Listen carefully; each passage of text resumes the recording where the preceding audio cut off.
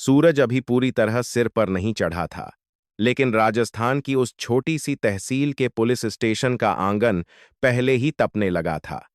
धूल भरी हवा में खड़े लोग चुप थे, जैसे किसी ने उनकी आवाजें पहले ही जब्त कर ली हों। बीच आंगन में महेंद्र राठौड़ खड़े थे। सफेद साफा सिर पर सलीके से बंधा हुआ, चेहरा झुर्रियों से भरा, लेकिन आंखें अब भी सीधी और अडिग। उनके सामने कुर्सी पर पैर फैलाकर बैठा था इंस्पेक्टर इमरान कुरैशी, होंठों पर तिरछी मुस्कान, हाथ में एक फाइल जिसे वह बार बार मेज पर थपथपा रहा था।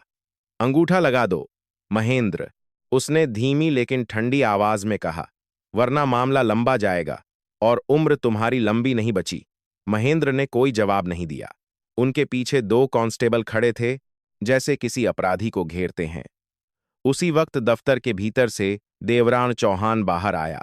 सफेद कुर्ता, गले में महंगा दुपट्टा, आंखों में वही भरोसा जो सिर्फ ताकत से पैदा होता है।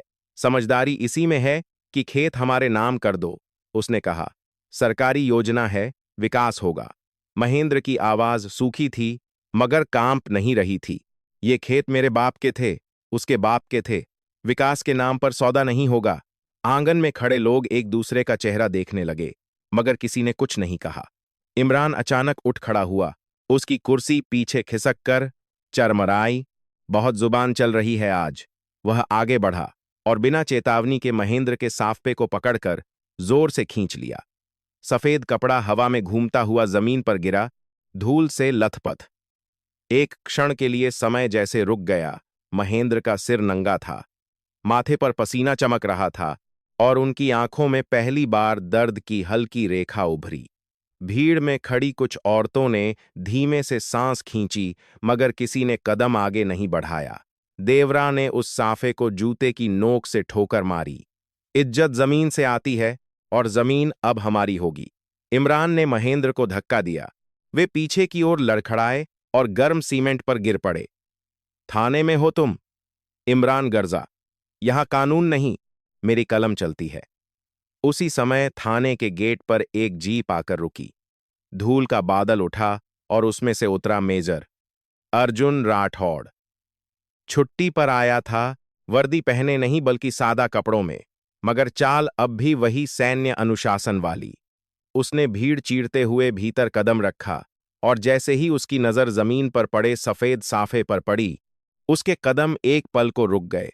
सामने पिता धूल में बैठे थे। अर्जुन की सांस भारी हुई, लेकिन उसने खुद को संभाला। अब्बा, उसके होंठों से धीमी आवाज निकली। महेंद्र ने सिर उठाया। तू आ गया बेटा। अर्जुन ने झुककर साफा उठाया। धूल झड़ी और बहुत सावधानी से उसे अपनी बांह पर रख लिया। उसने इमरान की ओर देखा। इंस्पेक्टर साहब, मेरे पिता को किस आरोप में रोका गया है? आवाज में कठोरता नहीं, लेकिन ठंडापन था। इमरान हंसा। ओह, तो फौजी बेटा आ गया। आरोप? सरकारी जमीन पर कब्जा। अर्जुन ने तुरंत जवाब दिया। कागज दिखाइए। देवरा आगे बढ़ा।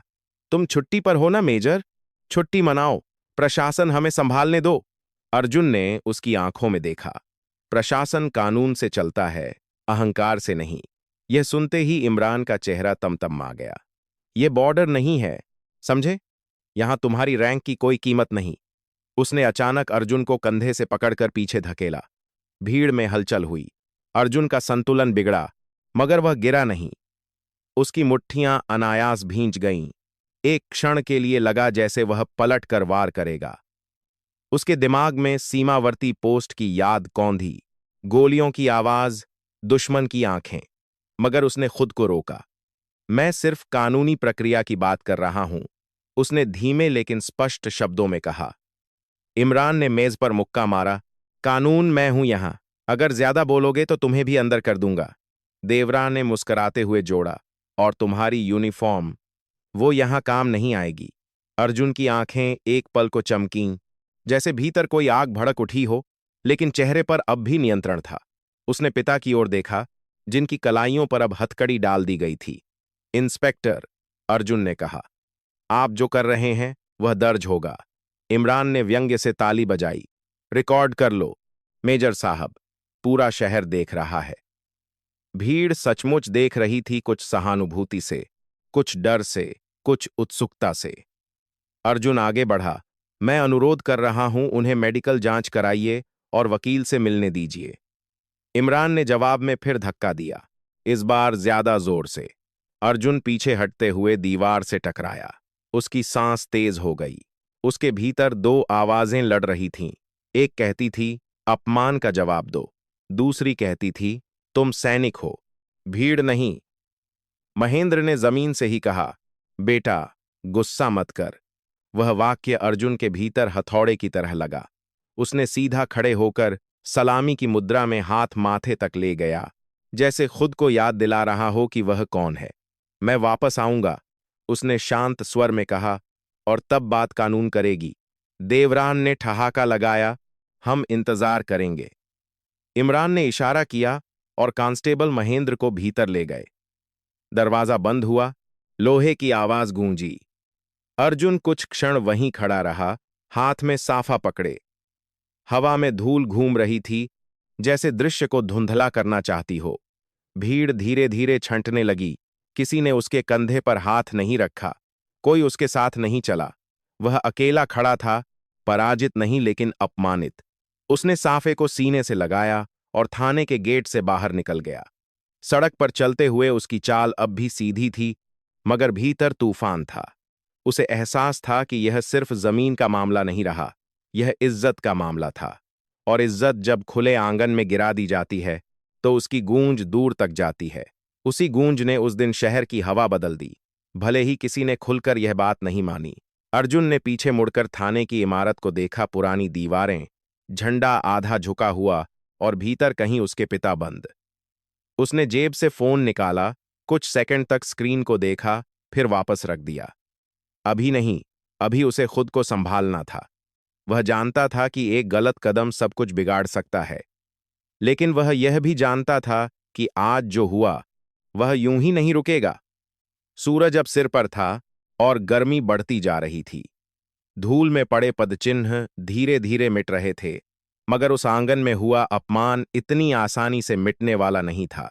उस दिन की दोपहर लंबी थी, और उससे भी लंबी होने वाली थी वह रात, जिसमें एक बेटे को तय करना था कि वह गुस्से से लड़ेगा या कानून से। शाम ढलने लगी थी जब अर्जुन राठौड़ अपने घर के आंगन में अकेला बैठा था। सूरज की आखिरी किरणें खेतों के ऊपर तिरछी पड़ रही थीं। गन्ने की कतारें हवा में धीमे धीमे हिल रही थीं, जैसे किसी अनकहे दुहक पर सिर झुका रही हों। मिट्टी की वह गंध, जो बचपन से उसके लिए सुकून का प्रतीक रही थी, आज अजीब तरह से भारी लग रही थी। हाथ में अब भी पिता का सफेद साफड़ा था, धुल चुका था, मगर उसके मन पर जमी धूल साफ नहीं हुई थी। घर के भीतर मां की पुरानी तस्वीर दीवार पर टंगी थी, जिसके सामने महेंद्र रोज दिया जलाते थे। आज दिया बुझा पड़ा था। अर्जुन ने धीरे से साफा मोड़कर मेज पर रखा और खेतों की ओर देखने लगा। उसे याद आया वह दिन जब वह 10 साल का था और पहली बार खेत में हल चलाते हुए गिर पड़ा था।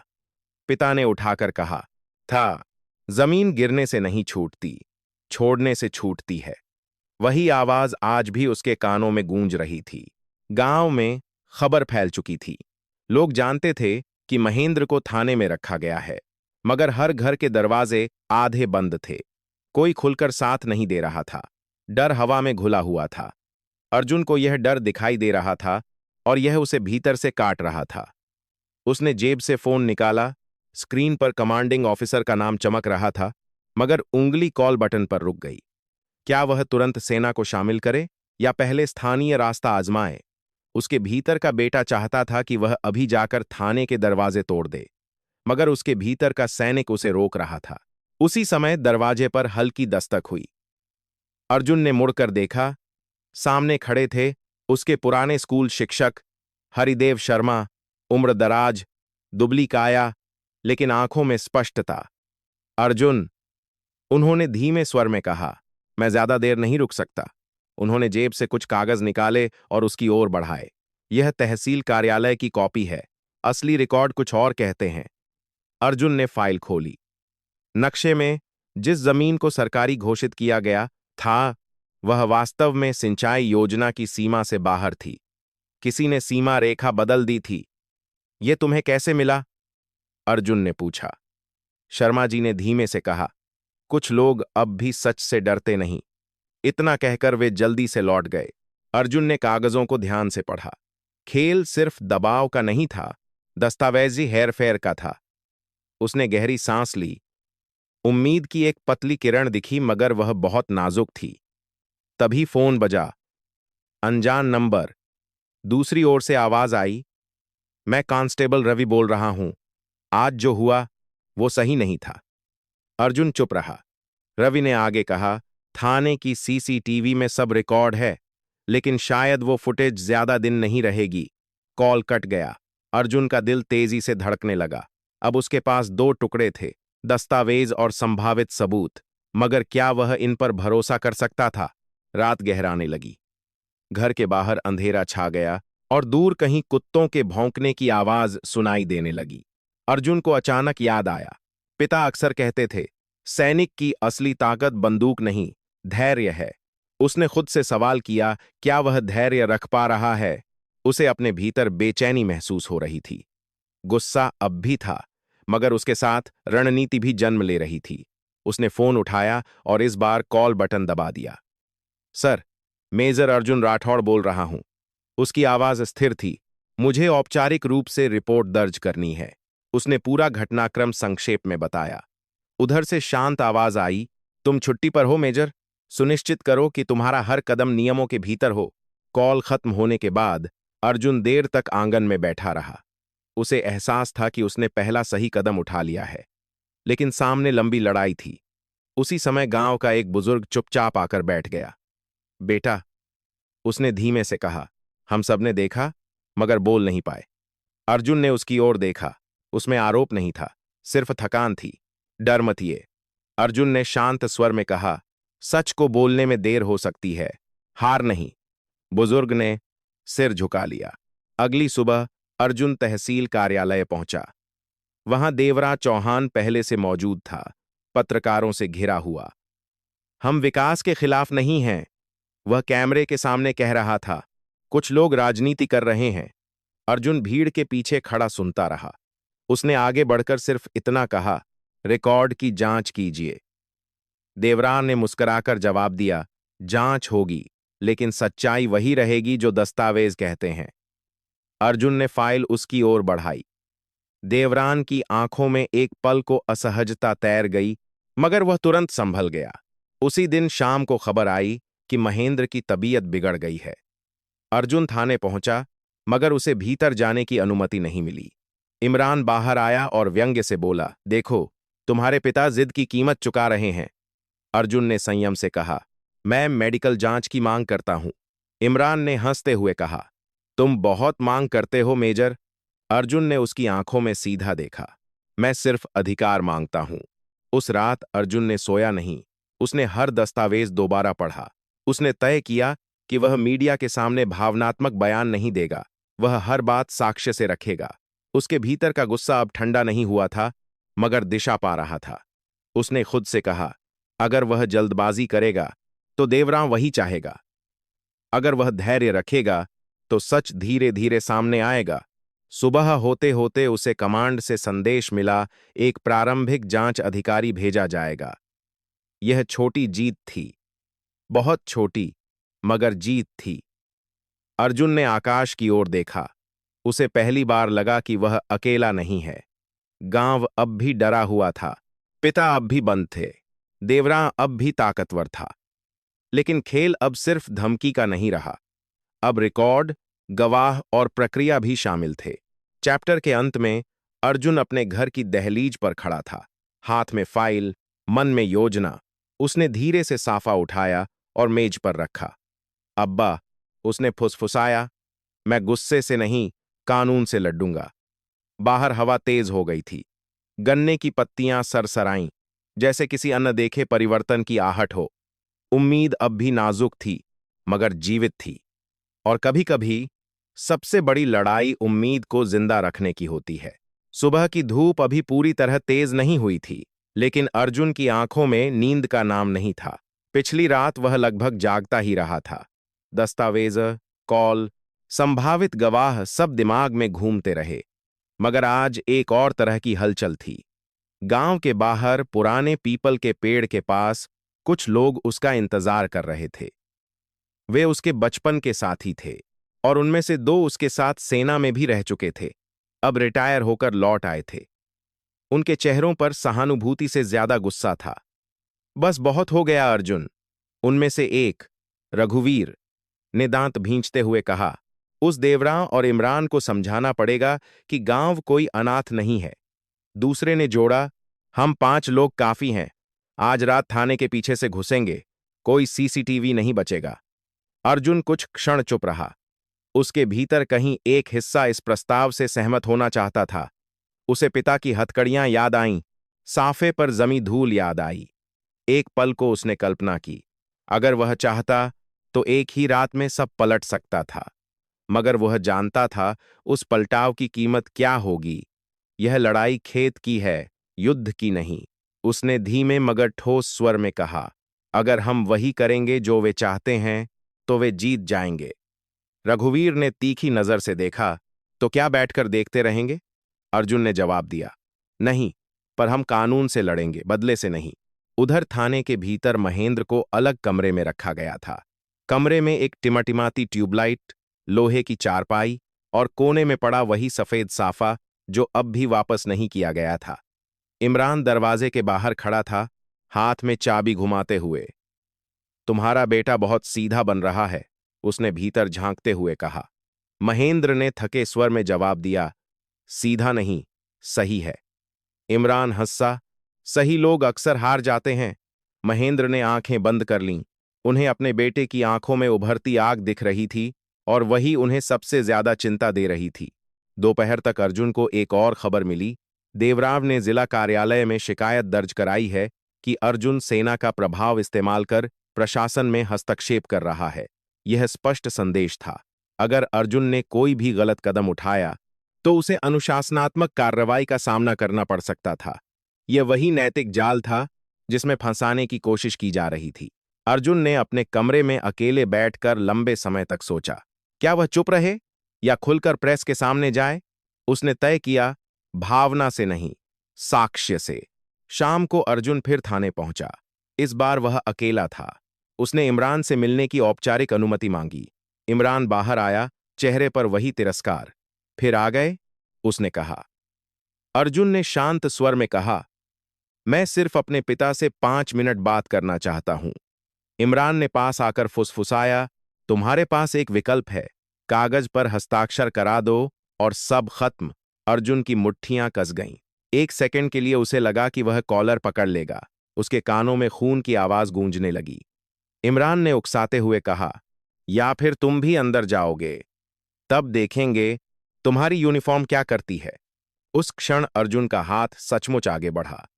उंगलियां इमरान की वर्दी को छूने ही वाली थीं, मगर तभी उसे पिता की आवाज याद आई। गुस्सा ताकत नहीं, कमजोरी है। उसका हाथ हवा में ही रुक गया। उसने धीरे से हाथ नीचे कर लिया। आपकी हर बात रिकॉर्ड में जाएगी, उसने सिर्फ इतना कहा। इमरान का चेहरा बदल गया।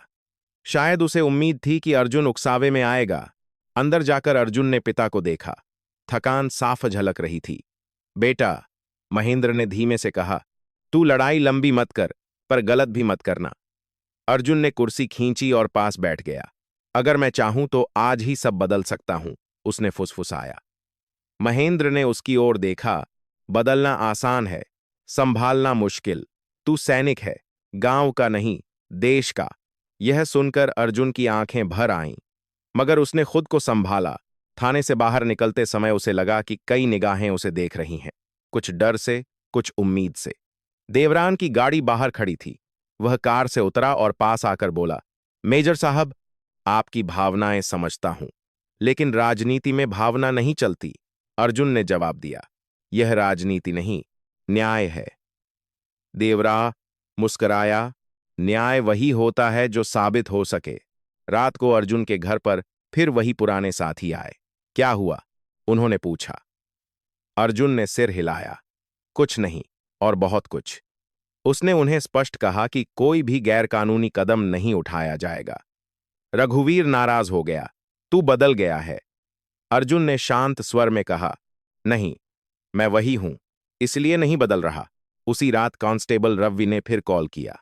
फुटेज सुरक्षित है, पर ज्यादा देर नहीं, उसने कहा। अर्जुन ने उसे सावधान रहने को कहा। अब स्थिति और संवेदनशील हो चुकी थी। अगर फुटेज मिटा दी गई तो सारा मामला कमजोर पड़ सकता था। अर्जुन ने तय किया कि वह आधिकारिक शिकायत दर्ज कर सीसीटीवी सुरक्षित करने का आवेदन देगा। इस अध्याय का सबसे गहरा क्षण तब आया जब अर्जुन अकेले छत पर खड़ा था। आसमान में तारे चमक रहे थे। हवा ठंडी थी, मगर उसके भीतर आग थी। उसने खुद से पूछा, क्या वह सच में सही कर रहा है? क्या उसका धैर्य पिता को और कष्ट दे रहा है? क्या बदला लेना ही सच्चा सम्मान होता? जवाब आसान नहीं था, मगर उसने यह जाना कि अगर वह आज गुस्से में कदम उठाएगा तो वह वही बन जाएगा जिससे वह लड़ रहा है। सुबह होने से पहले उसने औपचारिक शिकायत दर्ज कर दी, सीसीटीवी फुटेज को संरक्षित रखने और हिरासत की वैधता की जांच के लिए। यह कदम धीमा था, मगर निर्णायक। खेल अब भावनाओं से हटकर प्रक्रिया पर आ चुका था। देवरान और इमरान शायद अब भी आत्मविश्वास में थे, मगर उन्हें अंदाजा नहीं था कि अर्जुन ने बदले की जगह धैर्य चुना है। अध्याय के अंत में अर्जुन फिर उसी आंगन में खड़ा था जहां साफा गिरा था। उसने जमीन को देखा, जैसे उस क्षण को फिर से याद कर रहा हो। फर्क सिर्फ इतना था, आज उसकी आंखों में आग नहीं, दृढ़ता थी। उसने तय कर लिया था कि यह लड़ाई हाथ उठाकर नहीं, सिर ऊंचा रखकर लड़ी जाएगी। और यही उसका सबसे कठिन निर्णय था। रातें अब लंबी हो गई थीं, इतनी लंबी कि समय खुद थक कर बैठ जाए, लेकिन दर्द नहीं। थाने की उस तंग कोठरी में जहां महेंद्र राठौड़ को रखा गया था, हवा जैसे रुककर सड़ने लगी थी। दीवारों पर सीलन की परत, फर्श पर जमा धूल और पसीने की गंध, और ऊपर टिमटिमाती ट्यूबलाइट जो हर कुछ सेकंड बाद झिलमिलाती, जैसे किसी की सांस टूट रही हो। लोहे की सलाखों के बाहर से आती कदमों की आवाज हर बार दिल की धड़कन बढ़ा देती। महेंद्र की पीठ पर डंडों के नीले निशान उभर आए थे। कलाइयों पर हथकड़ी के रगड़ से चमड़ी छिल गई थी। पानी सीमित दिया जा रहा था, खाना देर से और अपमान के साथ। जब भी वह पानी मांगते, जवाब मिलता, जमीन याद है, वही पी लो। मगर सबसे ज्यादा चोट शरीर पर नहीं, उस कोने में पड़े उनके सफेद साफे पर थी। धूल से भरा, कुचला हुआ, जैसे किसी ने जानबूझकर उसे लौटाया ही न हो। हर बार महेंद्र की नजर उस पर जाती और फिर आंखें बंद हो जाती। उधर अर्जुन की हालत अलग तरह की कैद में थी। वह खुली हवा में था, मगर भीतर जकड़ा हुआ। उसने आधिकारिक शिकायतें दर्ज कर दी थीं, सीसीटीवी सुरक्षित रखने का आवेदन भी, लेकिन प्रक्रिया समय लेती है, और समय ही वह चीज थी जो उनके पास कम थी। सुबह जब वह खेत की मेड़ पर खड़ा होता तो उसे गन्ने की पत्तियां पहले जैसी नहीं लगती। पानी का बहाव कम कर दिया गया था। सिंचाई नहर, जो हमेशा सुबह भरपूर चलती थी, अब पतली धार बनकर रह गई थी। देवराव चौहान का यह नया दबाव था, कानूनी नहीं, मगर असरदार। अगर खेत सूखेंगे तो महेंद्र टूटेंगे। अर्जुन ने मिट्टी उठाकर हाथ में मली। वह नमी खोज रहा था, जैसे उम्मीद खोज रहा हो, मगर मिट्टी सूखी थी। गांव में खामोशी गहरी हो गई थी। लोग दूर से देखते, पास नहीं आते। एक दिन एक बूढ़ी औरत ने चुपके से आकर कहा, बेटा, हमने सब देखा था। अर्जुन ने पूछा, क्या आप बयान देंगी? औरत की आंखें झुक गईं। हम गरीब लोग हैं, डर लगता है। अर्जुन ने सिर हिलाया। वह समझता था। डर सिर्फ थाने की दीवारों में नहीं था, लोगों की हड्डियों में उतर गया था। तीसरे दिन खबर आई कि महेंद्र को रात भर खड़ा रखा गया। अर्जुन के भीतर कुछ टूटने लगा। वह सीधे थाने पहुंचा। इमरान बाहर खड़ा था, हाथ में चाय का कप। तुम्हारे पिता मजबूत हैं? उसने तंज कसा, अभी तक गिरे नहीं। अर्जुन ने उसकी आंखों में देखा। उसके भीतर उबलता गुस्सा अब शब्दों की सीमा पार करना चाहता था। यह अवैध है, उसने कहा। इमरान ने कंधे उचका दिए, साबित करो। उस रात अर्जुन ने सोया नहीं। उसने अपने सैन्य जीवन के सबसे कठिन दिनों को याद किया। बर्फीली चौकी, दुश्मन की गोली, कई दिनों की भूख, मगर वहां दुश्मन सामने था। यहां दुश्मन व्यवस्था की परछाई में छिपा था। वह खुद से लड़ रहा था। क्या वह बहुत देर कर रहा है?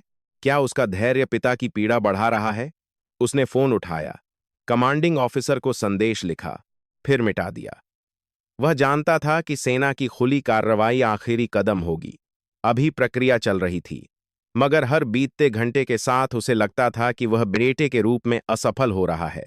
चौथे दिन महेंद्र को तेज बुखार हो गया। थाने के रिकॉर्ड में सिर्फ इतना लिखा गया, हल्की तबीयत खराब। अर्जुन को यह सूचना एक कांस्टेबल ने फुसफुसा कर दी। अर्जुन अस्पताल पहुंचा, मगर महेंद्र को वहां लाया ही नहीं गया था। वह फिर थाने गया। इस बार उसकी आवाज में कठोरता थी। मेडिकल जांच अभी, उसने स्पष्ट कहा। इमरान ने हंसते हुए जवाब दिया, तुम्हारी मांगें बढ़ती जा रही हैं। अर्जुन आगे बढ़ा। उसकी सांस तेज थी। एक क्षण के लिए लगा कि वह सलाखें तोड़ देगा, मगर फिर उसने खुद को रोका। उसने कागज निकाला, आधिकारिक आवेदन की प्रति दिखाते हुए कहा, आप इस पर हस्ताक्षर कीजिए कि आपने इनकार किया। इमरान का चेहरा बदल गया। वह झुंझलाया, मगर कागज लेने से मना नहीं कर सका। उधर देवरान चौहान ने नया कदम उठाया। तहसील कार्यालय से नोटिस भेजा गया। अगर जमीन हस्तांतरित नहीं की गई तो कर बकाया घोषित होगा। यह दोहरी मार थी। खेत सूख रहे थे, कानूनी दबाव बढ़ रहा था और महेंद्र की हालत बिगड़ रही थी। अर्जुन के लिए यह अध्याय सबसे कठिन था। वह हर दिशा में घिरता जा रहा था। गांव में कुछ लोग फुसफुसाने लगे, शायद समझौता कर लेना चाहिए। यह शब्द अर्जुन के कानों में हथौड़े की तरह लगे। समझौता किससे? अपमान से? एक शाम अर्जुन को थाने के बाहर इंतजार कराया गया। भीतर से खांसी की आवाज आई। वह आवाज वह पहचानता था। उसने सलाखों से झांकने की कोशिश की, मगर उसे धकेल दिया गया। नियम है, कांस्टेबल ने कहा। अर्जुन ने दीवार पर मुट्ठी मारी। दर्द उसकी उंगलियों में दौड़ गया। वह समझ गया यह सिर्फ शरीर की परीक्षा नहीं, धैर्य की परीक्षा है। रात को घर लौटकर उसने साफा फिर हाथ में लिया। उसे याद आया जब बचपन में उसने खेलते खेलते वह साफा गिरा दिया था और पिता ने कहा था, इज्जत गिरती नहीं, गिराई जाती है। आज वह वाक्य सच था। मगर क्या इज्जत वापस उठाई जा सकती है? अर्जुन की आंखों में आंसू आए, मगर वह रोया नहीं। उसने खुद से कहा, अगर वह अब टूटेगा तो सब खत्म। 5वें दिन आखिरकार मेडिकल जांच का आदेश आया, उच्चाधिकारियों के हस्तक्षेप से। यह छोटी जीत थी, मगर देर से। महेंद्र को बाहर लाया गया। वह कमजोर थे, कदम लड़खड़ा रहे थे। अर्जुन दूर से देख रहा था। वह आगे बढ़ना चाहता था, उन्हें थाम लेना चाहता था, मगर उसे रोका गया। प्रक्रिया पूरी होने तक दूरी बनाए रखनी थी। यह दूरी उससे असहनीय थी। इस पूरे अध्याय में न्याय कहीं दिखाई नहीं दे रहा था। हर कदम पर रुकावट, हर सांस पर दबाव। अर्जुन को पहली बार लगा कि शायद वह हार सकता है। शायद देवराम की ताकत और इमरान का अहंकार सचमुच अटूट हैं। मगर उसी निराशा में एक और भावना जन्म ले रही थी, दृढ़ता की। अगर वह इतना सह सकता है तो अंत भी देखेगा। रात के अंत में अर्जुन खेत की मेड़ पर बैठा था। दूर क्षितिज पर हल्की रोशनी उभर रही थी। उसने मिट्टी को छुआ। वह अब भी सूखी थी, मगर पूरी तरह बंजर नहीं। उसने मन ही मन कहा, अब्बा, बस थोड़ा और। हवा में एक ठंडक थी, जैसे परिवर्तन की बहुत धीमी आहट। दर्द अब भी था, अन्याय अब भी था, मगर कहीं ना कहीं प्रक्रिया चल रही थी। और कभी-कभी सबसे कठिन युद्ध वही होता है जिसमें तलवार नहीं उठानी होती, सिर्फ सहना होता है। 5वें दिन की सुबह अलग थी। हवा में वही धूल थी, वही तपिश, वही सूखे खेत। लेकिन इस बार माहौल में एक अनजाना कंपन था, जैसे किसी अदृश्य रेखा को पार कर लिया गया हो। अर्जुन ने रात भर एक भी क्षण ठीक से नहीं सोया था। मेडिकल जांच के बाद की रिपोर्ट उसके हाथ में थी। स्पष्ट लिखा था कि हिरासत में अत्यधिक शारीरिक दबाव डाला गया है। यह सिर्फ अनुमान नहीं, दस्तावेज था, और दस्तावेज भावनाओं से अधिक तेज हथियार होता है। सुबह सुबह उसे अपने कमांडिंग ऑफिसर का कॉल आया। आवाज पहले से अधिक गंभीर थी। मेजर राठौड़, प्रारंभिक जांच में गंभीर अनियमितताएं पाई गई हैं। सिविल प्रशासन को आधिकारिक संचार भेजा गया है। हम औपचारिक रूप से उपस्थिति दर्ज करेंगे। अर्जुन कुछ सेकंड चुप रहा। यह वही क्षण था जिसका वह इंतजार कर रहा था। लेकिन उसके भीतर कोई विजय नहीं थी, सिर्फ स्थिरता थी। उधर देवरान चौहान को भी खबर मिल चुकी थी। वह अपने कार्यालय में चक्कर लगा रहा था। फोन लगातार मिलाए जा रहे थे। बस औपचारिकता है, वह खुद को और दूसरों को समझा रहा था। मगर उसकी आवाज में पहली बार हल्की दरार थी। इंस्पेक्टर इमरान कुरैशी ने थाने के रिकॉर्ड व्यवस्थित करने का आदेश दिया। कुछ फाइलें हटाई गईं, कुछ पन्ने बदले गए। मगर सीसीटीवी फुटेज को हटाना अब आसान नहीं था, क्योंकि संरक्षण आदेश पहले ही दर्ज हो चुका था। कांस्टेबल रवि ने चुपचाप राहत की सांस ली। दोपहर होते होते जिला मुख्यालय से वाहन थाने के बाहर आकर रुके। यह कोई आक्रामक दृश्य नहीं था, कोई नारे नहीं, कोई हथियारों की चमक नहीं। बस आधिकारिक वाहन, वर्दीधारी अधिकारी और हाथों में फाइलें। भीड़ अपने आप इकट्ठी होने लगी। लोग दूर खड़े थे, मगर इस बार उनकी आंखों में सिर्फ डर नहीं था। अर्जुन भी वहां पहुंचा। उसने औपचारिक दूरी बनाए रखी। वह जानता था अब यह व्यक्तिगत नहीं, संस्थागत प्रक्रिया है। वरिष्ठ अधिकारी ने इमरान से कहा, हिरासत का आधार और मेडिकल रिकॉर्ड प्रस्तुत कीजिए। इमरान की आवाज में वह पुराना व्यंग्य नहीं था। उसने कागज बढ़ाए। देवराव ने बीच में हस्तक्षेप करने की कोशिश की, यह राजनीतिक साजिश है। जवाब शांत था, तो दस्तावेज स्पष्ट कर देंगे। फिर वह क्षण आया जब सीसीटीवी फुटेज चलाया गया। छोटे से मॉनिटर पर वही दृश्य उभरा, महेंद्र का साफवा खींचा जाना, धक्का दिया जाना, गिरना। भीड़ में हलचल हुई। किसी ने धीमे से हाय राम कहा। देवराम की आंखें स्क्रीन से हट गईं। इमरान का चेहरा कठोर था, मगर भीतर की घबराहट छिप नहीं रही थी। अधिकारी ने सीधा पूछा, क्या यह आपके आदेश पर हुआ? इमरान ने उत्तर देने में कुछ सेकंड लगाए, और वही सेकंड सब कुछ कह गए। महेंद्र को बाहर लाया गया। वह कमजोर थे, कदम धीमे। अर्जुन आगे बढ़ा, मगर संयम से। उसने पिता को थामा, लेकिन कोई नाटकीय दृश्य नहीं बनाया। सिर्फ एक हाथ का सहारा, और आंखों में वह दृढ़ता जो चिल्लाती नहीं, टिकती है। अधिकारी ने घोषणा की, प्राथमिक जांच के आधार पर हिरासत की वैधता संदिग्ध है, तत्काल रिहाई का आदेश दिया जाता है। शब्द सरल थे, लेकिन उनका वजन वर्षों जितना भारी। देवरान ने आखिरी कोशिश की। मैं उच्च स्तर पर बात करूंगा, उसने कहा।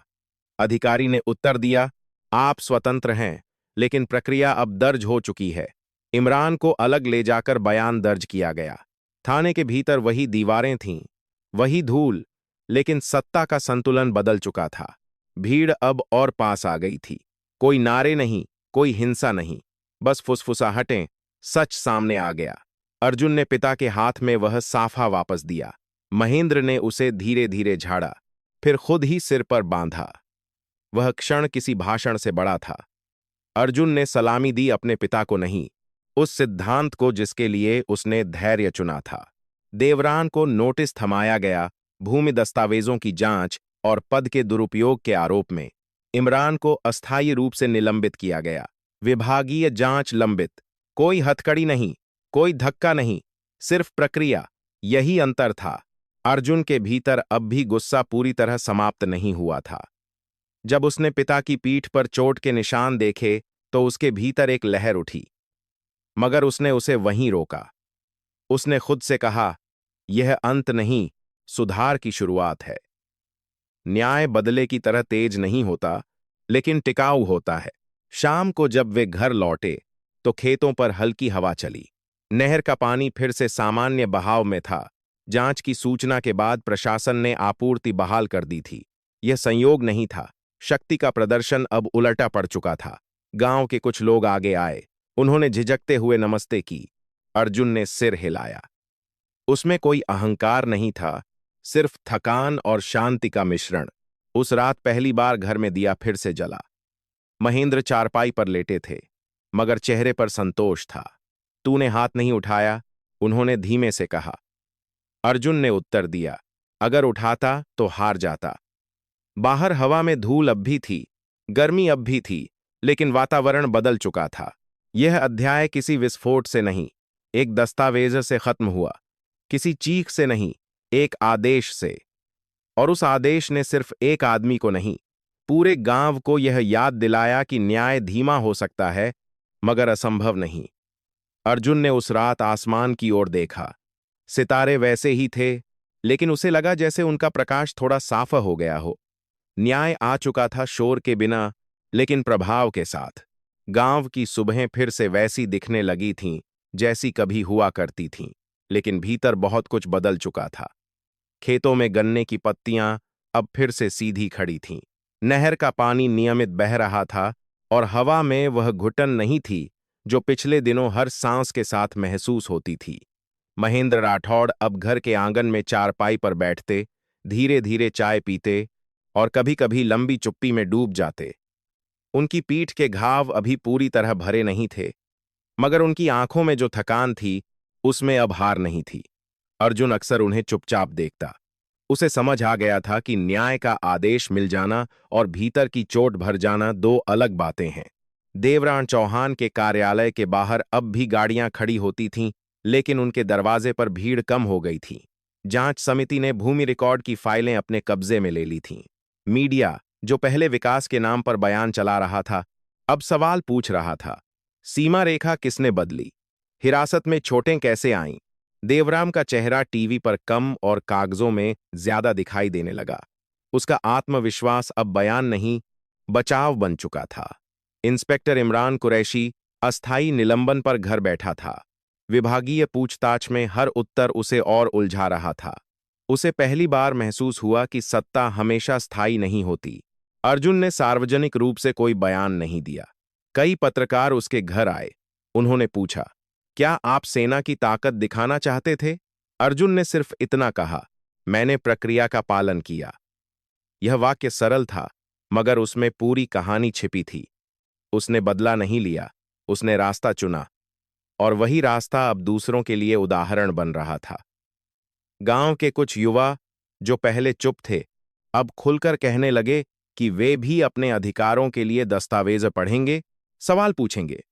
डर पूरी तरह गया नहीं था, मगर उसका आकार छोटा हो गया था। एक शाम अर्जुन और महेंद्र खेत की मेड़ पर साथ बैठे थे। सूरज डूब रहा था, आकाश में हल्का केसरिया रंग फैल रहा था।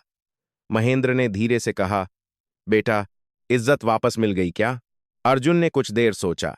इज्जत गिरती है तो आवाज होती है, उसने उत्तर दिया। उठती है तो शोर नहीं होता। महेंद्र मुस्कराए। उन्होंने अपने सिर पर वही साफा ठीक किया। अब वह फिर से सफेद था, धुला हुआ, मगर उस पर समय की एक हल्की रेखा हमेशा के लिए रह गई थी। जांच आगे बढ़ी। भूमि रिकॉर्ड में हेरफेर साबित हुआ। देवरा पर पद के दुरुपयोग का आरोप तय हुआ। अदालत में मामला पहुंचा। प्रक्रिया लंबी थी, लेकिन अब वह खुली थी। इमरान के खिलाफ विभागीय कार्रवाई शुरू हुई। उसे यह समझ में आने लगा कि जो अपमान उसने किया था, वह सिर्फ एक आदमी का नहीं था, वह व्यवस्था के खिलाफ था। अर्जुन की छुट्टी समाप्त होने वाली थी। उसे अपनी यूनिट में लौटना था। जाने से एक दिन पहले गांव के कुछ लोग उसके घर आए। उन्होंने धन्यवाद कहा। अर्जुन ने सिर झुका लिया। धन्यवाद मुझे नहीं, उसने कहा। उन कागजों को दीजिए जिन्हें आपने पढ़ा, उन सवालों को दीजिए जो आपने पूछे। यह बदलाव की असली शुरुआत थी। लोग अब समझ रहे थे कि चुप्पी सबसे बड़ी हार होती है। उस रात अर्जुन देर तक जागा। उसने अपने सैन्य बैग को तैयार किया। मेडल्स वैसे ही थे, वर्दी वैसी ही थी, मगर उसका मन पहले जैसा नहीं था। उसने सीखा था कि हर लड़ाई सीमा पर नहीं होती। कुछ लड़ाइयां घर के आंगन में लड़ी जाती हैं, और उनमें गोली नहीं, धैर्य काम आता है। उसने साफा उठाया और पिता के हाथ में दिया। इसे संभाल कर रखिए, उसने कहा। महेंद्र ने जवाब दिया, तू जहां रहेगा, यह यहीं रहेगा। सुबह जब वह रवाना हुआ, तो गांव की सड़क पर धूल उड़ी, मगर इस बार वह धूल अपमान की नहीं, विदाई की थी। लोग दूर तक खड़े रहे। कोई नारा नहीं, कोई भाषण नहीं, बस शांत सम्मान। अर्जुन ने जीप में बैठने से पहले एक बार पीछे मुड़कर देखा। खेत हरे थे, नहर चल रही थी और आंगन में दिया जल रहा था। यह कहानी किसी फिल्मी अंत के साथ खत्म नहीं होती। देवरान का मुकदमा लंबा चलेगा। इमरान को अपने निर्णयों का जवाब देना होगा। गांव को अभी भी डर से पूरी तरह मुक्त होने में समय लगेगा। मगर एक बात बदल चुकी है। अब लोग जानते हैं कि अपमान को सामान्य मान लेना सबसे बड़ी गलती है। अगर आपने यह कहानी यहां तक सुनी है, तो खुद से एक सवाल पूछिए, क्या आप अपने आसपास होने वाले अन्याय को देखकर चुप रहते हैं? क्या आप भी कभी डर के कारण पीछे हट जाते हैं? याद रखिए, हर लड़ाई में हथियार उठाना जरूरी नहीं होता। कभी कभी सही कागज उठाना, सही शब्द बोलना और सही समय तक टिके रहना ही असली साहस होता है। अगर यह कहानी आपको छू गई है, तो इसे अपने भीतर ही मत रखिए। इसे साझा कीजिए, इस पर बात कीजिए, सवाल कीजिए, क्योंकि बदलाव तभी आता है जब कहानियां दीवारों से बाहर निकलती हैं। अर्जुन ने जाते हुए सिर्फ एक वाक्य कहा था, न्याय शोर से नहीं, संकल्प से आता है। शायद यही इस पूरी यात्रा का सार है। अगर आप भी मानते हैं कि इज्जत और कानून साथ साथ चल सकते हैं, तो अपने जीवन में जहां भी संभव हो, चुप्पी को तोड़िए, क्योंकि कभी कभी एक आवाज ही पूरे माहौल को बदलने के लिए काफी होती है।